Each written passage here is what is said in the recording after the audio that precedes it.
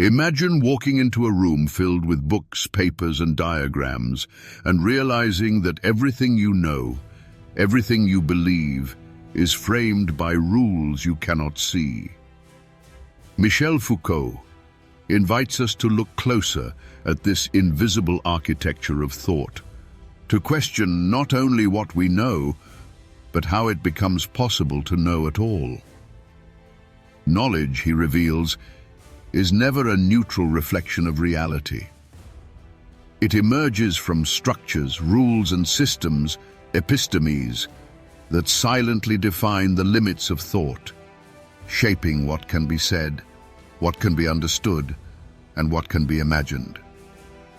These frameworks do not merely organize ideas, they determine the very horizons of human understanding and perception. In earlier centuries, humans understood the world through a web of resemblances. They looked for hidden analogies, subtle echoes, and correspondences between objects, life forms, and the cosmos. A leaf could mirror the form of the heavens, a gesture could reflect the soul, and the patterns linking one thing to another revealed truths about existence itself.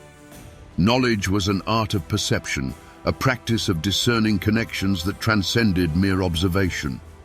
Humans were explorers of patterns, finding meaning in the relationships that interconnected life. Every discovery was as much an awakening of intuition as a triumph of reasoning, as the mind moved fluidly between signs, symbols, and analogies. As time unfolded, this delicate dance with resemblance gave way to a new order, one governed by definition, categorization, and precision. The classical age brought a need for clarity. Humans began to measure, count, and name the world systematically, seeking certainty through representation and identification. Words became mirrors of things themselves, mapping reality into rigid frameworks. Analogy no longer guided thought. Structure and order did. Knowledge, once fluid and intimate, became formalized, constrained by rules that dictated what could be known, what could be questioned, and what could be described.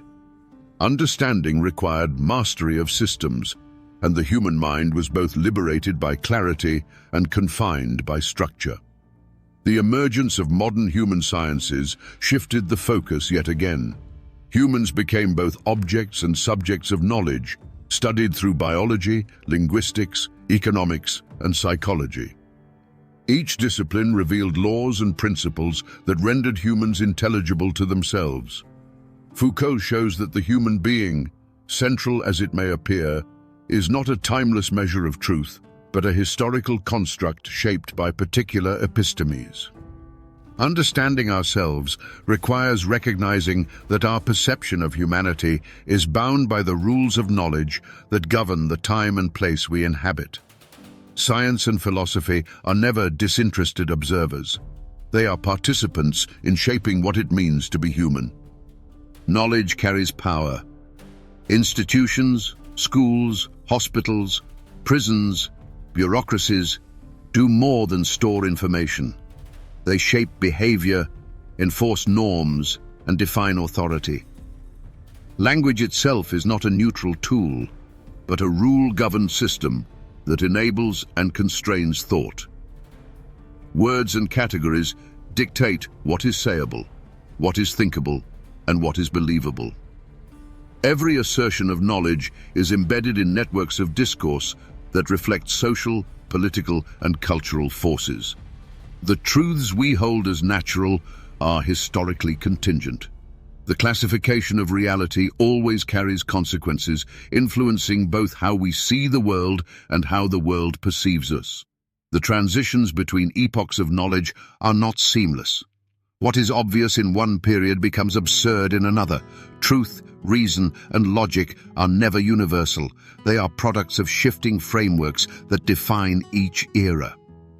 The rupture between epistemes exposes the fragility of what we take for granted. Human understanding is not a linear progression, but a succession of ordered worlds, each imposing its own rules, each shaping perception and experience.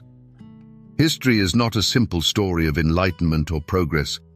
It is a complex mosaic of thought systems, each with its own logic and constraints. As knowledge multiplies, its meaning becomes paradoxical. The proliferation of information does not guarantee understanding. When disciplines, data, and institutions externalize knowledge, they risk transforming it into a commodity rather than a tool for transformation. Wisdom becomes optional. Truth becomes negotiable. Humans may accumulate more facts than ever before, yet struggle to comprehend their significance. Foucault illuminates how modern systems of knowledge, far from being neutral, are shaped by power, language, and institutional frameworks, influencing not just what we know, but who we are permitted to become. Yet these constraints also bring clarity. Awareness of the structures that produce knowledge allows us to question assumptions and recognize the forces shaping our perception of truth. Knowledge is never merely descriptive, it is active, shaping reality even as it represents it. By understanding the invisible rules that govern thought, we gain the ability to navigate them consciously, to engage critically with the world, and to reclaim the agency that lies hidden beneath the weight of conventional wisdom.